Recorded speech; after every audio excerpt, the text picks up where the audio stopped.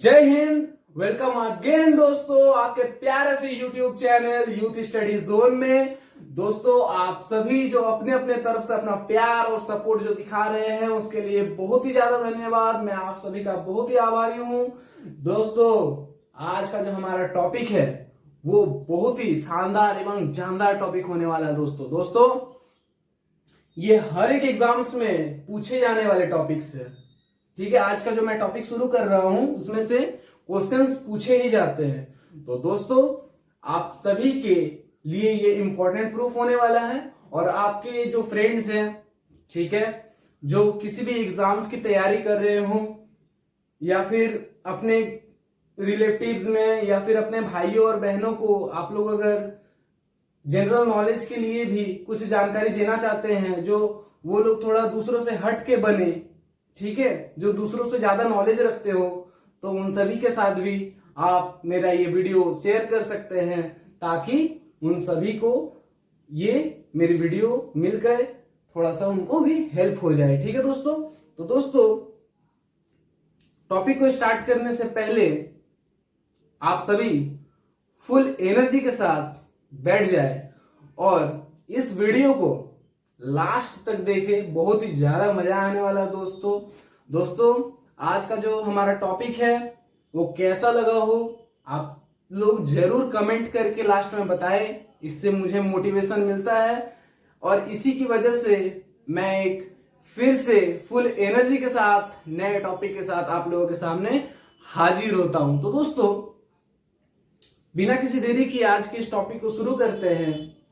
शुरू करने से पहले आप लोगों को एक बात बता दूं कि मैं जो आज टॉपिक शुरू करने वाला हूं वो एक वीडियो में खत्म नहीं होगा, ठीक है, क्योंकि अगर मैं कोशिश करूं कि एक ही वीडियो में मैं पूरा एक्सप्लेन कर दूं तो शायद ये 2-3 घंटा का वीडियो हो जाए जो आप लोग ना भी देखें या फिर देखेंगे भी बोर हो जाएंगे, ठीक है, और मैं भी उतने एनर्जी के साथ आप लोगों को नहीं मिलूंगा। तो बेटर ये होगा कि मैं शॉर्ट वीडियो ही बनाऊं, ठीक है, ज्यादा देर तक मैं वीडियो को ना खींचूं। मेरे से जितना हो सकता है मैं एक बेहतर एक्सप्लेनेशन के साथ इस टॉपिक को लास्ट तक खत्म करने की कोशिश करूंगा, आज के इस टॉपिक को, ठीक है दोस्तों। तो ये पार्ट वाइज रहेगा, ठीक है, जिसमें से ये पहला पार्ट है आप लोगों का। आप लोग इस वीडियो में भी अपना पूरा प्यार और सपोर्ट दिखाइएगा ताकि मैं फिर से एक नए टॉपिक के साथ या फिर इसी टॉपिक को कंटिन्यू करते हुए मैं फिर से फुल एनर्जी के साथ आप लोगों को एक फिर से नए वीडियो में मिलूं। तो दोस्तों आज हम लोग देखेंगे कि दुनिया में कितने महाद्वीप होते हैं। ये बच्चा को पता है कि दुनिया में 7 महाद्वीप है, ठीक है, लेकिन बहुत सारे लोगों को ये नहीं पता है कि जो विभिन्न देश है, जैसे कि टोटल कंट्रीज कितने हैं,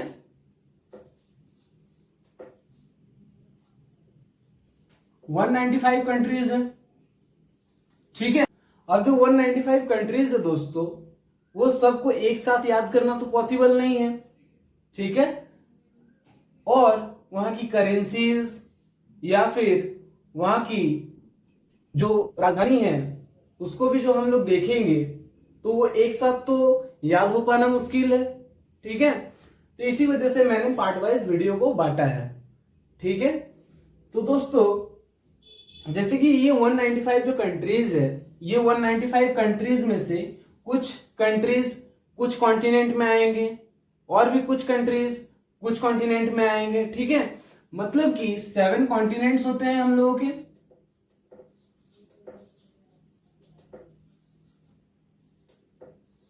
ठीक है। 7 कॉन्टिनेंट्स में जैसे कि एशिया, अफ्रीका, नॉर्थ अमेरिका, ठीक है, साउथ अमेरिका,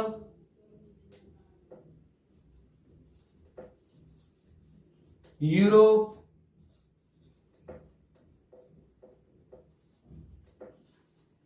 ऑस्ट्रेलिया, कितना हुआ 1 2 3 4 5 6 और एक तो कौन सा बच गया दोस्तों हम लोगों का, अंटार्कटिका।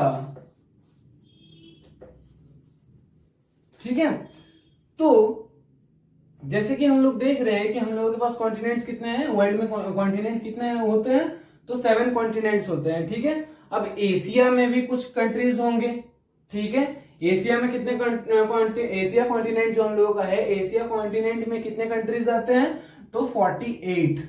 ठीक है दोस्तों, सेम उसी तरह से अफ्रीका में कितने सारे देश होंगे, तो अफ्रीका में 54 देश है। ठीक है, नॉर्थ अमेरिका में कितने देश हैं, तो नॉर्थ अमेरिका में 23 देश है। ठीक है, साउथ अमेरिका में 12 देश है। वैसे उसी तरह से अब हम लोग यूरोप को जब देखेंगे तो यूरोप में कितने सारे देश आते हैं, तो यूरोप में 44 देश आते हैं, 44। ठीक है, ऑस्ट्रेलिया में 3 देश आते हैं और अंटार्कटिका तो खुद एक ही है। ठीक है, तो आज हम लोग जो देखने वाले हैं वो एशिया कॉन्टिनेंट को देखने वाले हैं। ठीक है, एशिया कॉन्टिनेंट में भी एक साथ 48 कंट्रीज को याद कर पाना या फिर उसको समझना थोड़ा मुश्किल है। ठीक है, वहां की करेंसीज को आज हम लोग देखेंगे, कैपिटल्स को देखेंगे। तो हमारा जो वीडियो है ये इसी मुद्दे के ऊपर है कि कौन से देश का कौन सा कैपिटल होता है, वहां की करेंसी क्या है, उसके बारे में हम लोग जानेंगे। ठीक है दोस्तों, जिसमें से हमारा पहला कौन सा आता है, जहां पर हम लोग रहते हैं, एशिया कॉन्टिनेंट में हम लोग रहते हैं। तो एशिया कॉन्टिनेंट को हम लोग समझेंगे। एशिया कॉन्टिनेंट को भी हम लोग कुछ भागों में बांटेंगे। ठीक है, जैसे कि तो दोस्तों ये जो हमारा एशिया है, ठीक है, ये एशिया है, हम लोगों का कौन सा है, एशिया है। ठीक है, जब हम लोग एशिया को देख रहे हैं तो ये वाला जो साइड है ये एशिया का कौन सा साइड में आ जाएगा।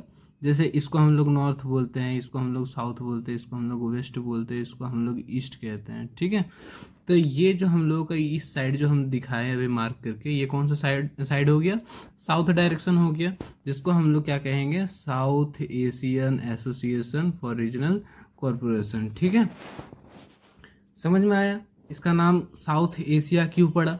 ठीक है, सेम उसी तरह से जब हम लोग इसको देखेंगे, इस साइड को देखेंगे, तो ये मेरा कौन सा साइड हो जाएगा, ईस्ट एशिया। ठीक है, उसी तरह से जब हम इस तरफ वाले को देखेंगे, ठीक है, इस तरफ वाले को देखेंगे, या फिर ये वाला जो साइड हो गया मेरा, इस साइड को हम लोग किस नाम से जानते हैं, साउथ ईस्ट के नाम से हम लोग जानते हैं। ठीक है दोस्तों, तो पहले हम लोग साउथ एशिया को हम लोग क्लियर करेंगे। ठीक है, मतलब कि जो हम लोगों का ये वाला जो पोर्शन है, ठीक है, कहाँ गया जी,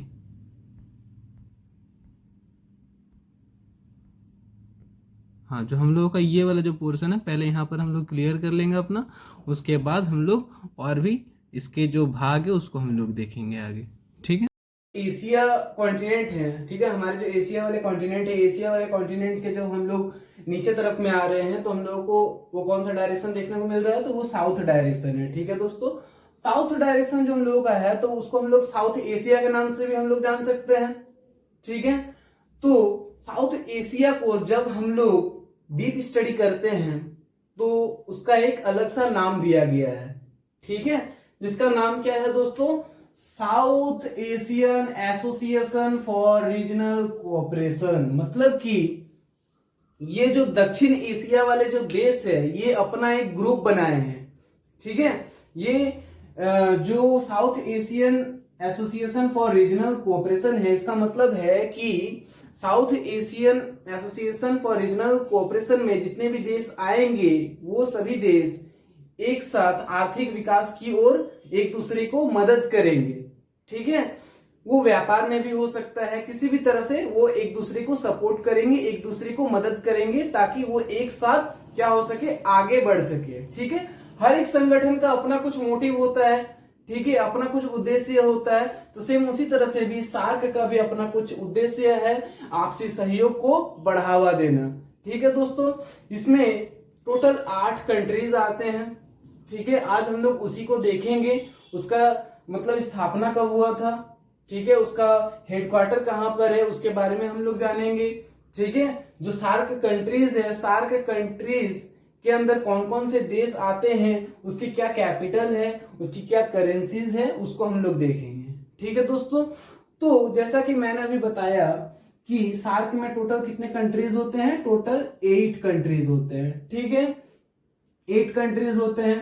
इसका लिस्ट भी लिखा हुआ है, इंडिया, पाकिस्तान, अफगानिस्तान, नेपाल, भूटान, बांग्लादेश, श्रीलंका, मालदीव। लेकिन सबसे पहले इस टॉपिक को जब हम लोग जान रहे हैं तो इसका कुछ बेसिक इंफॉर्मेशन को भी जानना जरूरी है, ठीक है।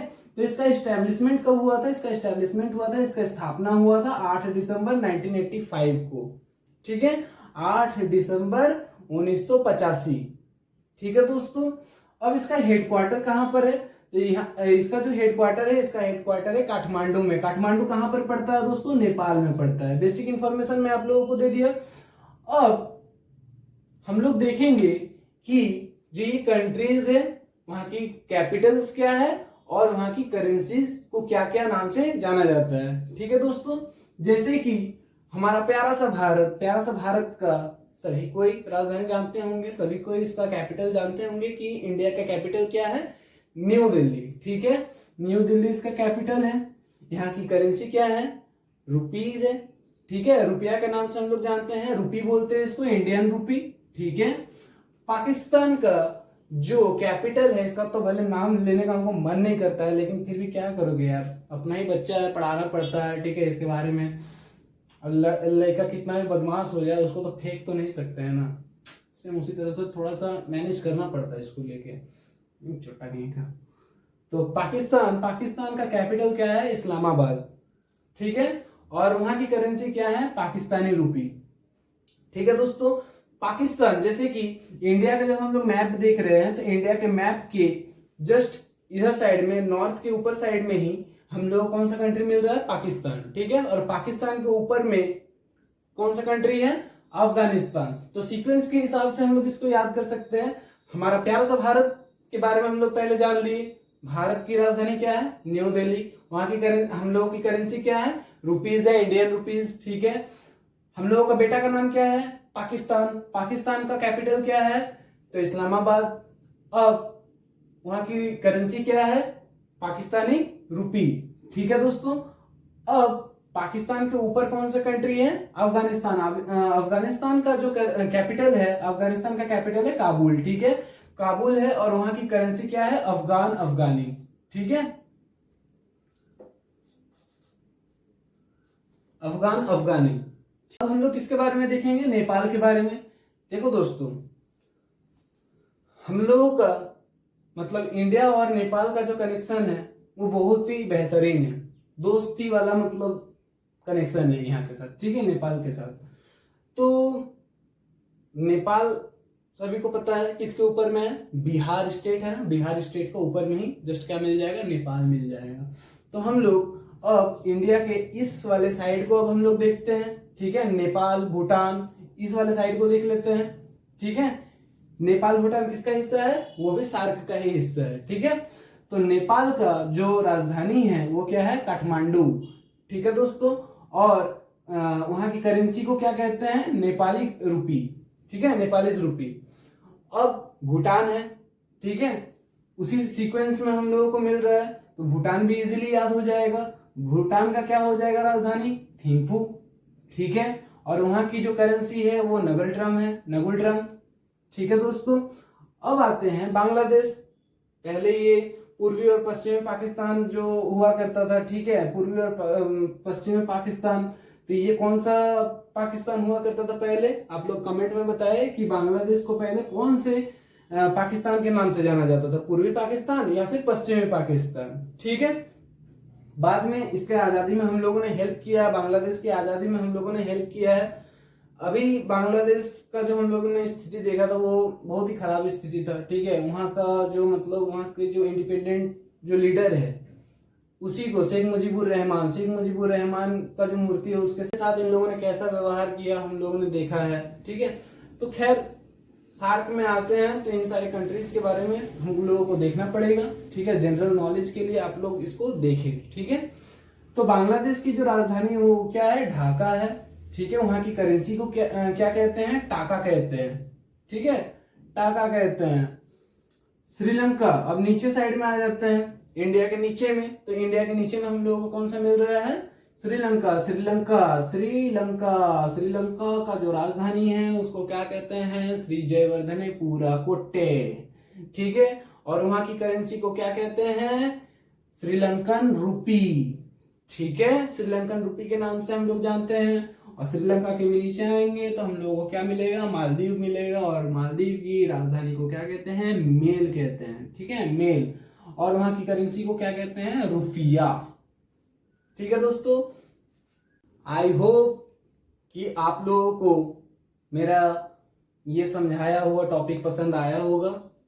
अगर पसंद आया हो तो वो लाइक वाला बटन जो है ना उसको जरूर दबाएं। ठीक है, कैसा लगा हो कमेंट में जरूर बताएं। और दोस्तों अपने फैमिलीज फ्रेंड्स के साथ ये वीडियो शेयर कर दे, सपोर्ट दिखाए, अपना प्यार दिखाए। मेरे से जो बड़े हैं उनको प्रणाम, और मेरे से जो छोटे हैं उसके लिए बहुत सारा प्यार, और मेरे दोस्तों के लिए भी ढेर सारा प्यार। तो दोस्तों मिलते हैं बहुत ही जल्द, कल एक फिर से इसी टॉपिक को कंटिन्यू करते हुए एक नए ऊर्जा के साथ, नए एनर्जी के साथ। ठीक है, धन्यवाद, जय हिंद।